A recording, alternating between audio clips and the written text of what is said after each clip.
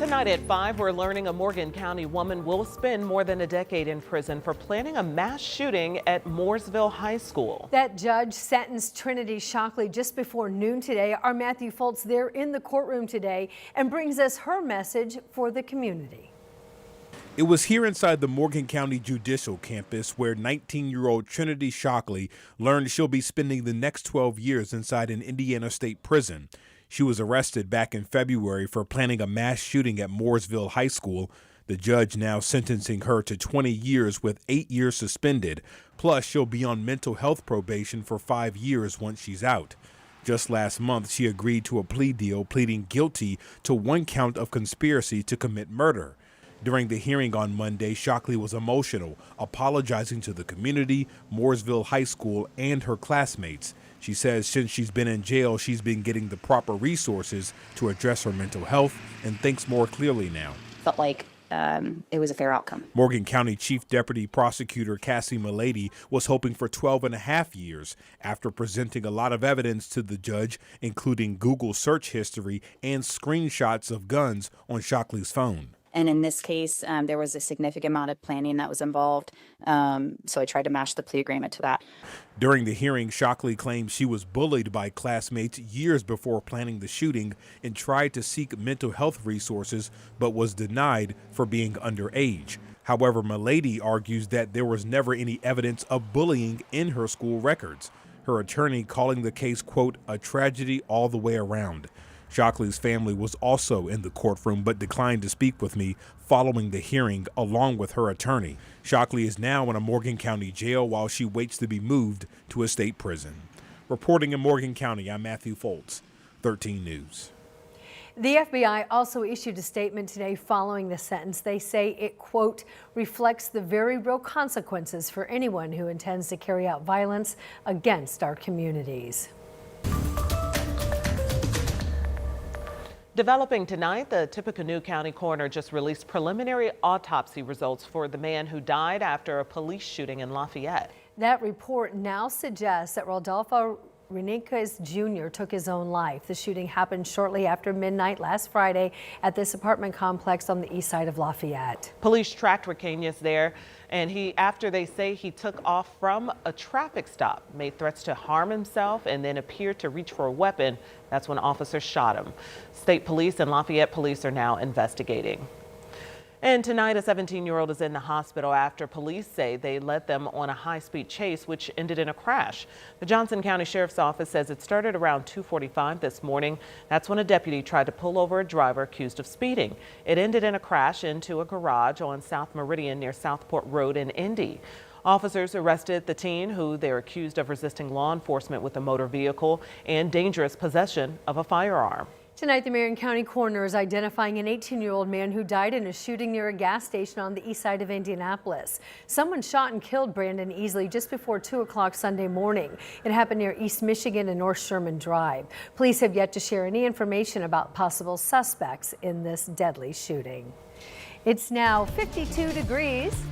And Angela joins us now with what we can expect in the weather in the days moving ahead. Angela? A lot, Anne-Marie, as we look ahead to the holiday. We've got rain on the way for tomorrow, a windy Wednesday, and then a much colder holiday. As Anne pointed out, temperatures are in the low 50s right now. We do have cloudy skies, just not much in the way of rain yet. That will change later this evening as we have some steadier rain on the way, and that rain is going to continue off and on most of the day tomorrow. And in fact, some of the rain is going to be heavy at times, especially as we get into the early part of tomorrow. And that's going to have an impact on that morning drive. You'll start to notice the rain if you're coming downtown as you head home from Gainbridge Fieldhouse. Our Pacers in town. And then don't forget the umbrella tomorrow. Rain is on the way. All right, Angela, thank you. And Angela's Friday forecast, it's a big one because for downtown Indy, Inc. Circle of Lights presented by IBEW 481, they are prepping. They are, and thousands of you are going to be there helping us flip the switch on Friday. This is quite the holiday tradition. In fact, this is the 63rd year for this event downtown. Samantha Johnson joins us live from the heart of all the action, Monument Circle. And Sam, this is a massive event every year, and the planning has been well underway. That's right. The lights are up on the tree. We are just ready to flip that switch. So like you mentioned, this is such a big event every year, and that's why local law enforcement have a plan in place to keep everyone safe, and they want you to have a plan too. Their best advice, come down early and prepare to stay late. Here's why. Take a look at some of this video from last year. Thousands and thousands of people are going to be in downtown Indianapolis, not only for the Circle of Lights, but also because there is a home Pacers game at Gainbridge Fieldhouse, and the football state championships are going over at Lucas Oil Stadium. It's all going on at the same time, so a lot of people in downtown. This month, though, we have told you about multiple shootings that have happened in downtown Indianapolis. The downtown district, often referred to by IMPD as the safest district in the city. So I asked one of the commanders again today. I said, is downtown Indianapolis safe?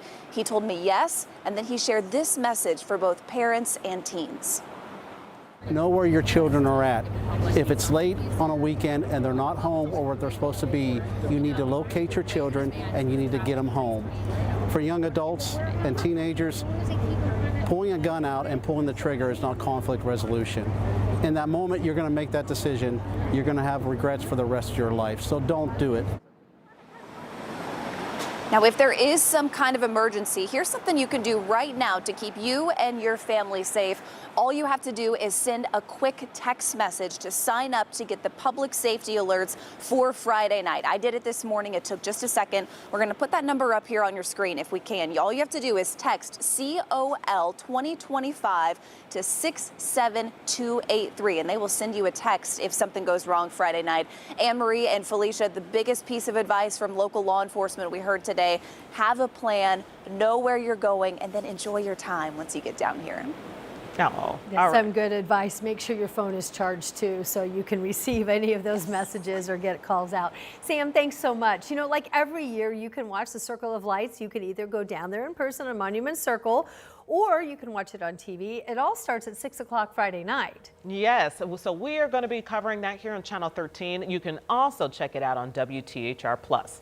And you heard Sam mention the state football championships. It's downtown Friday. Yeah, depending on the class, Friday or Saturday. That's why Eli Gain joins us live on set with a look ahead to some of these big matchups this weekend at Lucas Oil. Yes, very, very big. I get nervous just thinking about these kids who are about to take the field, right? So we have 5 local teams who are going to be taking the field this weekend. We heard from Cascade at 4 o'clock as they play in the 3A state championship. So now let's shift our focus to 4A and 5A, starting with 5A. New Pal, no stranger to this stage. They won the 4A state battle last year before moving up to 5A this season, and they have not lost a step. Kyle Road is looking for his 5th championship since taking over 12 years ago. This program is molded by excellence. State titles are the standard. They'll take on Mooresville Friday night at 7 o'clock.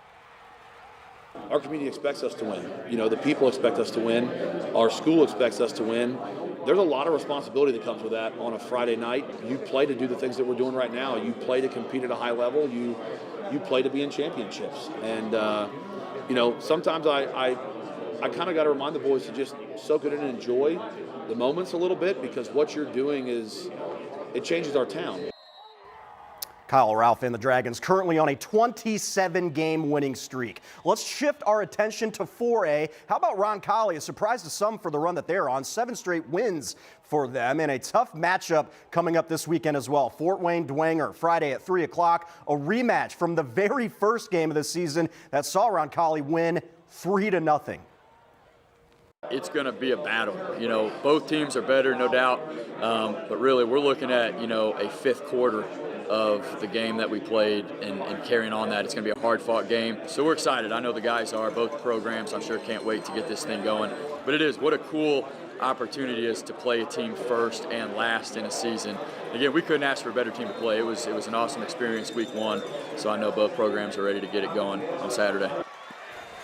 And I'll, of course, have a preview of the 6A matchup between Westfield and Brownsburg. Highly anticipated matchup. That's coming up at 6 o'clock. Yeah, you know, my dad was down visiting this weekend, and I'm from Fort Wayne, and he's like, Lures and Dwenger are both in the finals. And I'm like, oh, and I've been just focusing on Westfield and Brownsburg, you know. They've earned it. It gave us a great match last year. They had a great matchup earlier this year, too. And lots at stake here. All right. To play on this big stage. Oh, yeah. Yes. Thank you, Eli. You got it. Yeah.